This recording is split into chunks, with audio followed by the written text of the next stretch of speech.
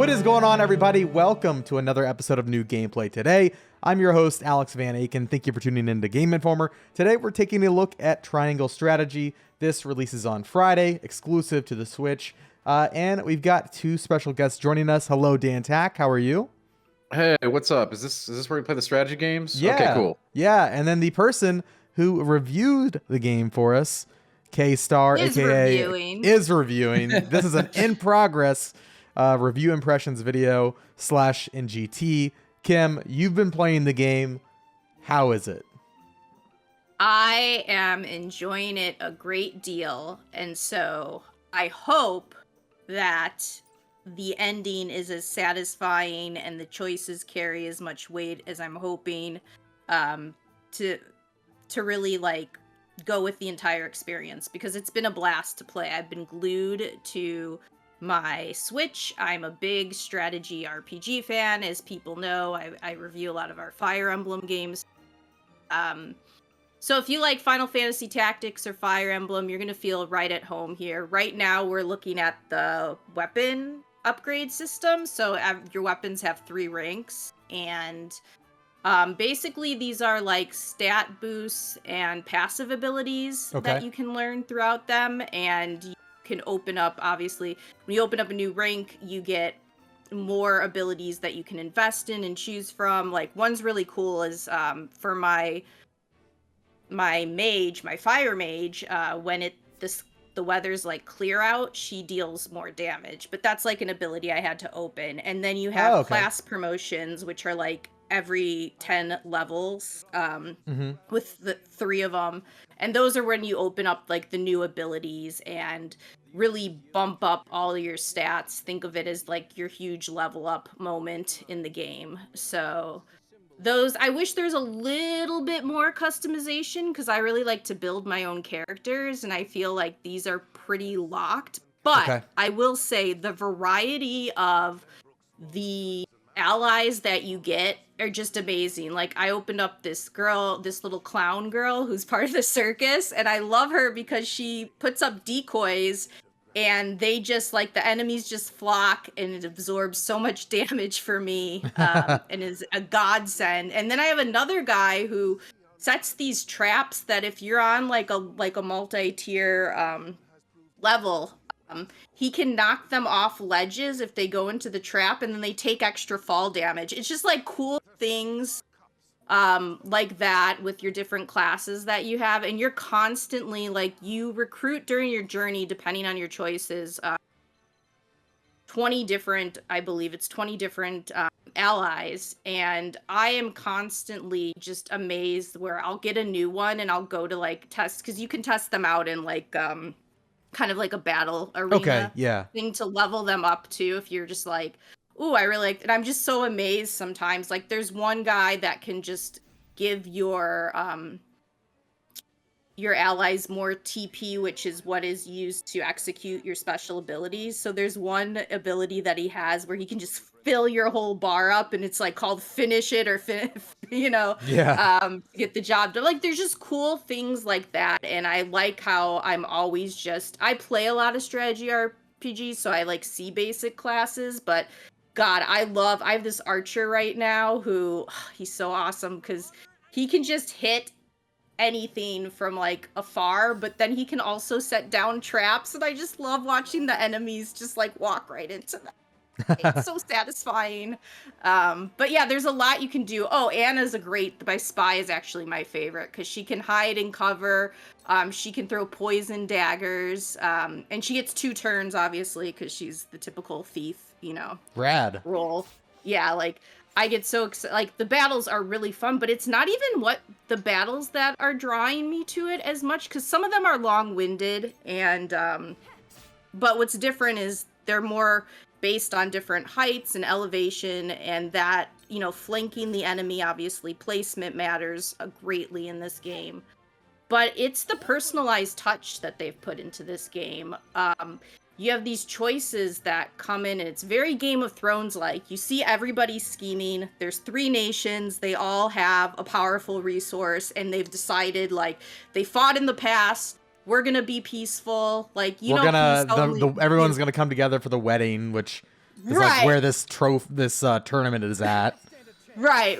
And they're like, oh, we're gonna be in harmony, and like even you get to decide. You're kind of this leader who is taking the throne from his father, Serenoa, and you are leading a new generation and deciding how you want to lead it. So a lot of questions come down to you, but there's also branching paths within this. And I'll tell you guys, like, I don't think I would be a good person to make choices in this time of war, because every time I make one in this game, because they make good reasonings, like strategic from a strategy standpoint, like, should I ally with this person now, even though they might seem shady, but I really need these resources right now. So do I just do it and get what I need now and worry about them later?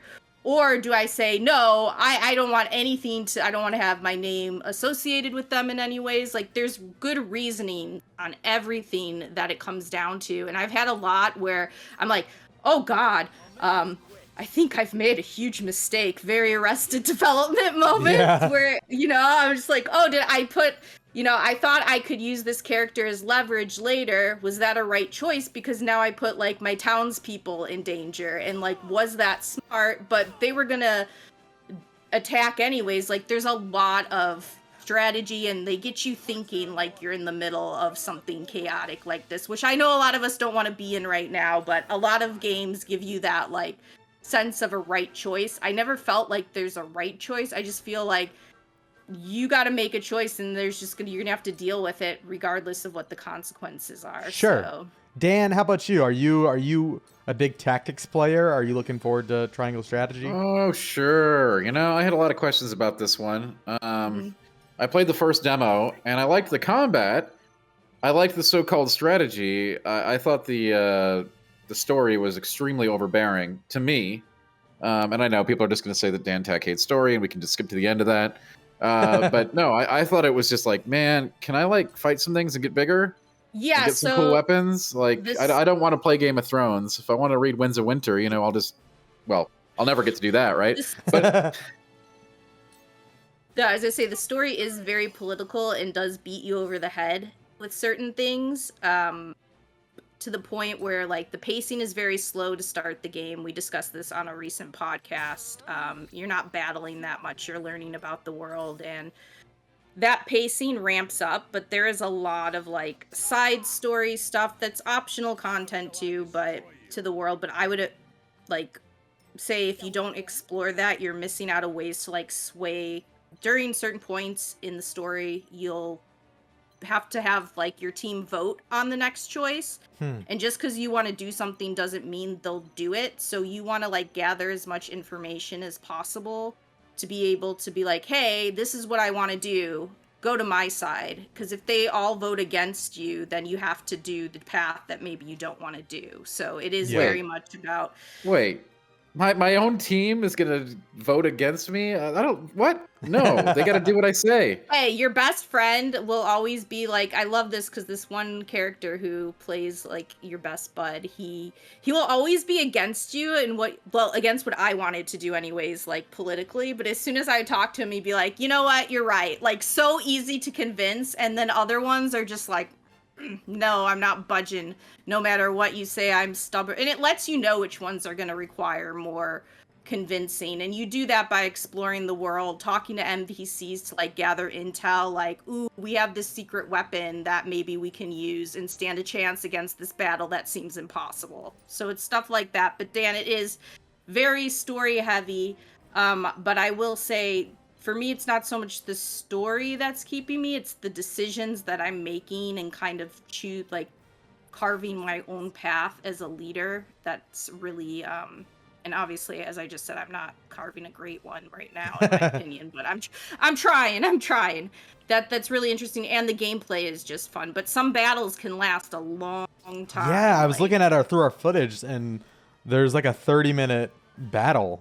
I had one that was like 45 minutes yesterday, and I got mad at something I did like halfway through it, and I'm like, I just want to restart, because it will quick save on certain turns, but it's not enough to go back and be like, Fire Emblem had been putting in like this ability where you can rewind to certain points. Sure. Go back. But this is, you might be able to go back like a turn or two, but not to like the point where you're like, I really made a mistake there. But I mean, the consequence for your mistakes are mostly your time, right? Because there is no permadeath, correct? Right, no permadeath. Yeah, people die, they're right back again. So. Okay. I have mixed feelings on that because I feel like that strips away a lot of consequence for games like this.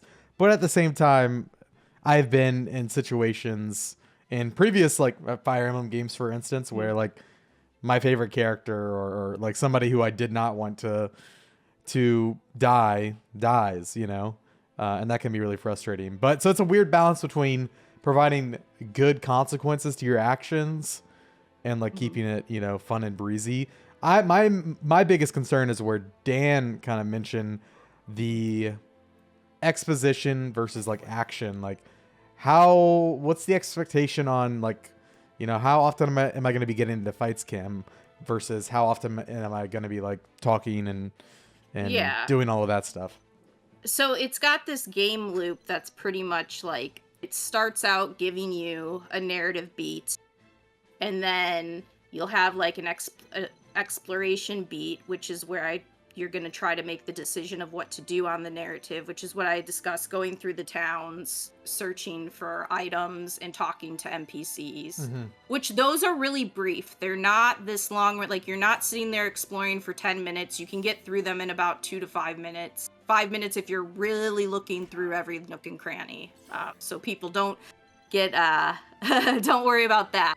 But then you usually have like another narrative beat, then comes the big battle, and then that's like kind of that's the structure of it. So sometimes like in the beginning, I think they're setting up a lot and it takes a while to get through, but then it gets very much like you're on a pretty good pace for battles after that. But you will have to grind. I have had to go and play some levels over and over again through that little simulation level thing that they have in the encampment, just to get my characters where I want them to be. But it doesn't take long to level up your people, though. Like, I want to, like, 1 or 2 battles, and a character that you get that might be under leveled, like, you know, you say you open a new character, because that's the thing, you're constantly getting new characters.